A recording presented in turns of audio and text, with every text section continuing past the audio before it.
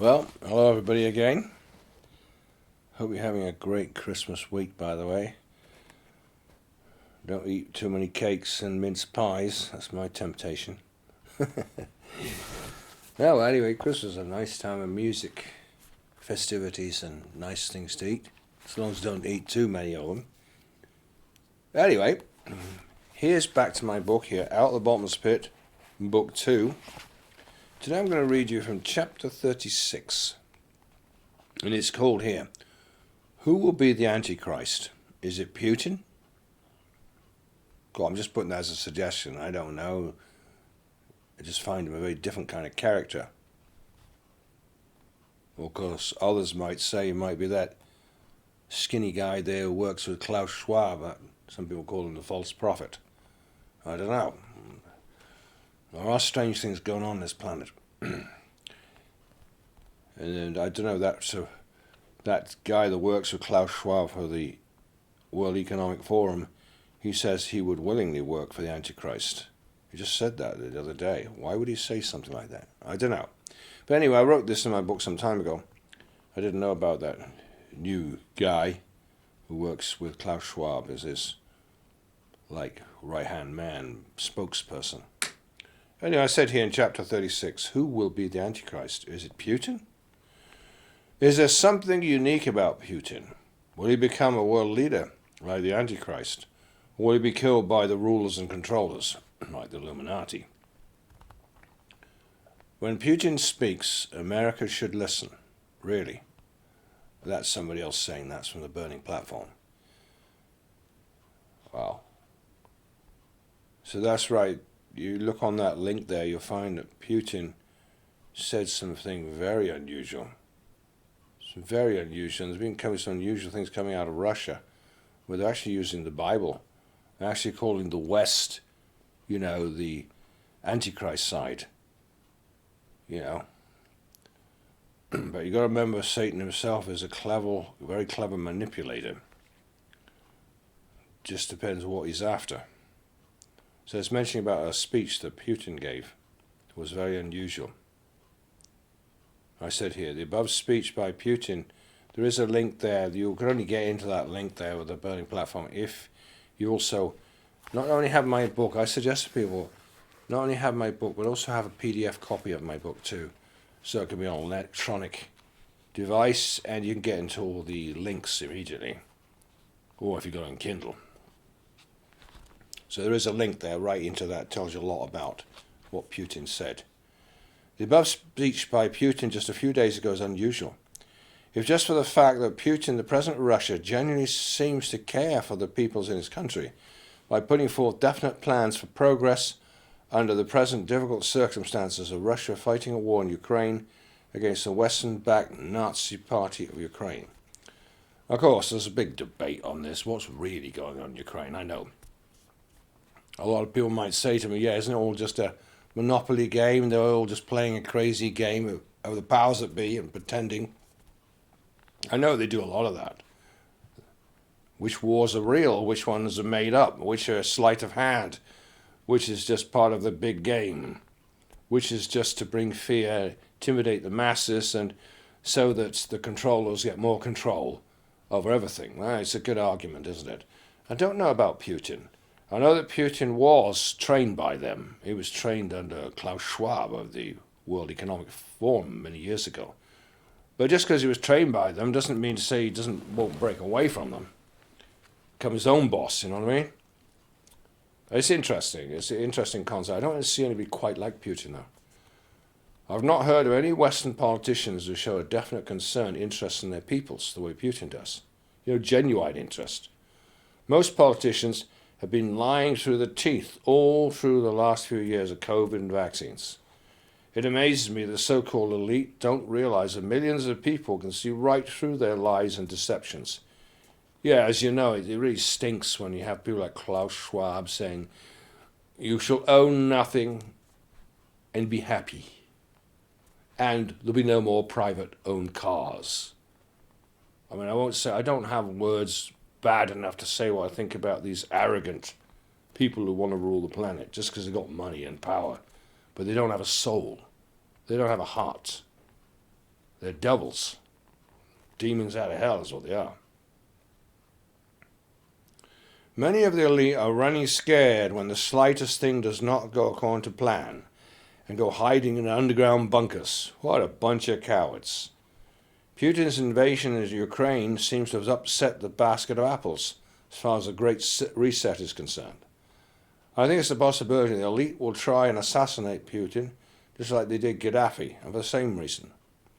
Gaddafi, like Putin, also offered an alternative to using the almighty dollar and has turned to the Russian ruble as a currency backed up by gold, really backed up by gold. The West is now hopping mad at Putin's ruble, and it's reflected in all the newspapers every day and calling Putin every name in the book, and none of them good names. What's the truth about the situation in Ukraine right now?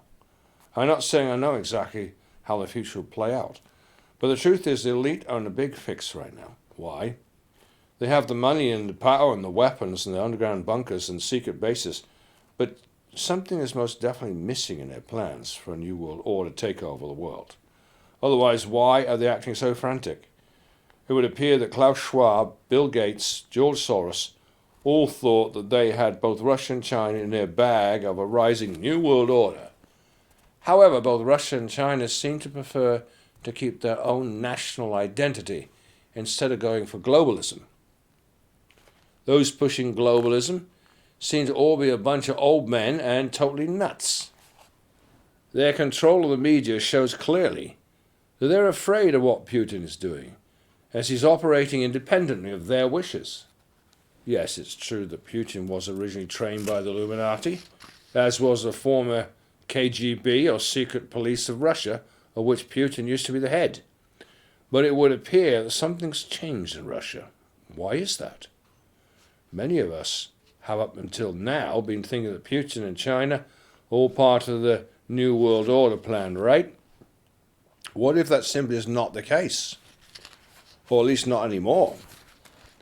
Concerning Bible prophecy, the Bible predicts that one day a very smart man will come on the world scene who is known in the Bible as the Antichrist. But to the people of the world, he would be the most charismatic world leader ever to have lived. I'll give a rundown of his charismatic personality, which will end up winning the nations to his way of thinking. I personally do not think that the existing elite of the West are going to succeed in making their new world order.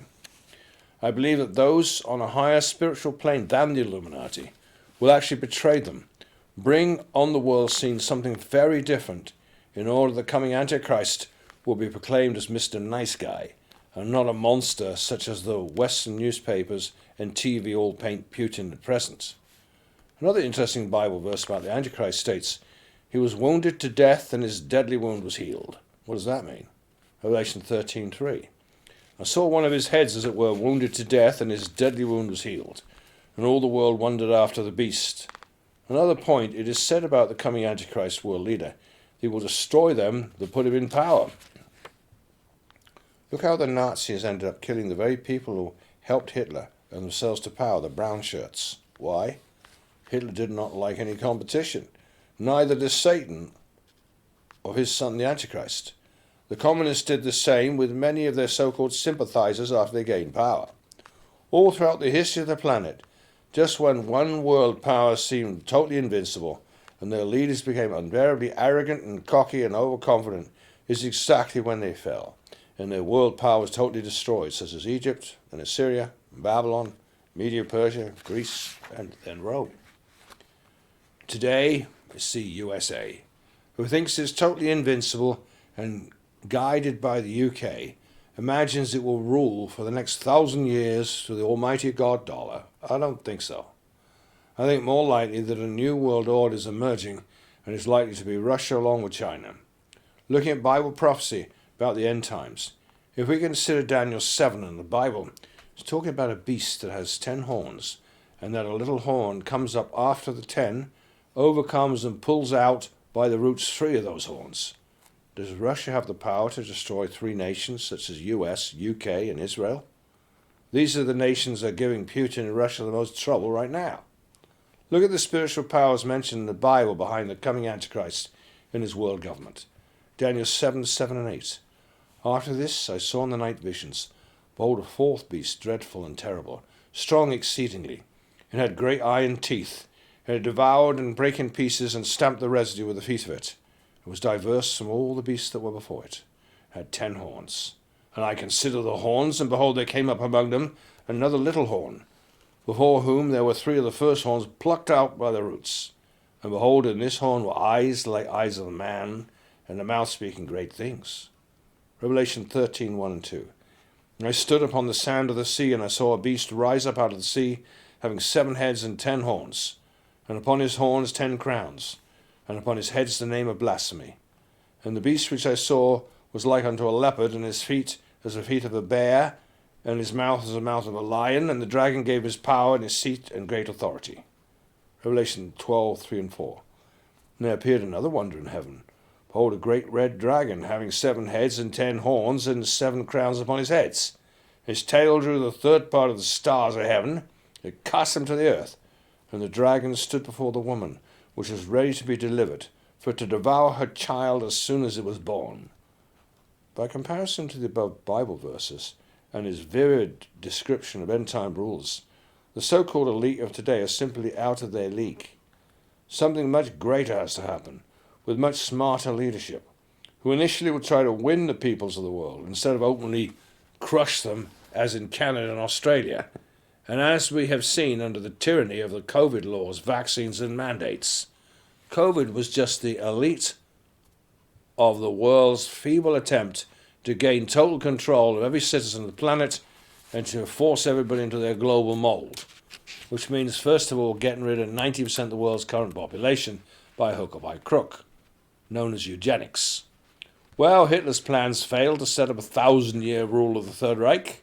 Communism's plans have failed miserably, leaving its people poverty-stricken. Only the coming Antichrist, according to the Bible, will be a Mr. Nice Guy, at least in the beginning of his reign, who actually does many good things for the peoples of the earth. Now, you're probably thinking, surely Putin cannot be the predicted Antichrist, as Mr. Putin claims he's not just interested in keeping his own country safe, and with safe national borders and without interference from the elite of the West. Is Putin for real? Does he genuinely really care for Russia and its peoples? If so, he's very different than all the other politicians in the West. Sad to say, most of them are just puppets of the elite.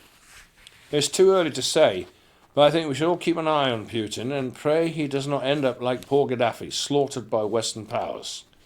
It is just incomprehensible how the West can say they want to try Putin for war crimes, etc., when the West has slaughtered the peoples of Iraq, Libya, many other nations, which Putin mentions in his speech. Putin also mentions how the World War I and II was specifically created by the powers that be, or the Illuminati, in order to cull the nations. Related. Other articles that mention Putin, see my articles to www.outthebottomlesspit.co.uk. The Antichrist in the last 7 years, signs of the times, also same address, www.outthebottomlesspit.co.uk. More on the last 7 years, open or secret covenant. Over the years, I received a lot of questions about when the Antichrist confirms or signs a 7-year covenant. Will this be open and in news for all the world to see, or will the 7-year covenant possibly be done in secret behind the scenes? Another frequent question, will the Antichrist be in some sort of prominence or position before he signs the last 7-year covenant? When the Antichrist confirms a covenant, we know that this event will clearly mark the start of the Antichrist's 7-year reign, the last 7 years before Jesus' second coming and the rapture. Some people speculate that the 7-year covenant could be signed secretly from behind the scenes and may not know when the covenant is signed, whereas others suggest that a 7-year covenant could be signed openly and will recognize the covenant and therefore know exactly when the last 7 years begin. Will we be able to recognize the 7-year covenant when it starts? We know that in the last 7 years the Antichrist will certainly be a power, will be in power, but it seems highly unlikely that he will have enough power to get the world to sign the 7-year covenant unless he were already in some kind of power and prominent in some way, and with enough power and influence to persuade them to sign that covenant. He doesn't just pop up out the woodwork, someone with nobody ever heard of, and says, here's a solution to your war and economic problems. He's not just some nobody, unheard of little diplomat in the UN. Suddenly stands up and offers the world the solution on a silver platter, just like that, without already certainly being known and having some influence and some power. Otherwise, they wouldn't even listen to him. And so it would seem the Antichrist has got to get into some position of power before that.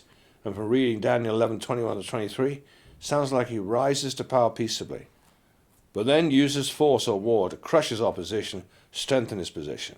So it seems the Antichrist is quite prominent even before he confirms a 7-year covenant, that signals the start of the last 7 years before Jesus' second coming and the rapture. The covenant appears to be a peace accord, as well as some sort of religious pact, possibly one that tackles the thorny issue of coexistence between Jews, Muslims, and Christians in the Middle East, and by which Jerusalem could be declared an international city with free and equal access guaranteed to people of all faiths. Daniel 9:27, Daniel 11:28-30. This covenant could also clear the way for the Jews to finally be able to rebuild their third temple on Jerusalem's Mount Moriah and resume animal sacrifices on its altar, something that hasn't happened since the last temple was destroyed in 70 AD. Certainly seems that the confirming the 7-year covenant by the Antichrist would be world-famous news, or it wouldn't be the Antichrist, do the Antichrist any good, because that's great public relations. He'd made peace with the religions. Yes, exactly. Well, anybody who can solve that problem has got to be very unusual. So it's likely going to be an open public event when the Antichrist does sign the 7-year covenant. Well, I think we're all looking forward to seeing the rebuilding of the temple, or in this case the third temple, in Jerusalem, because that will signify, once you see that temple getting rebuilt, and we know they've already got a prefab job for it, you can get it put up pretty quickly once the time comes. But once that happens, we know we're close to the last 7 years of time until Jesus comes back. Well, have a great day, everybody. Have a great Christmas.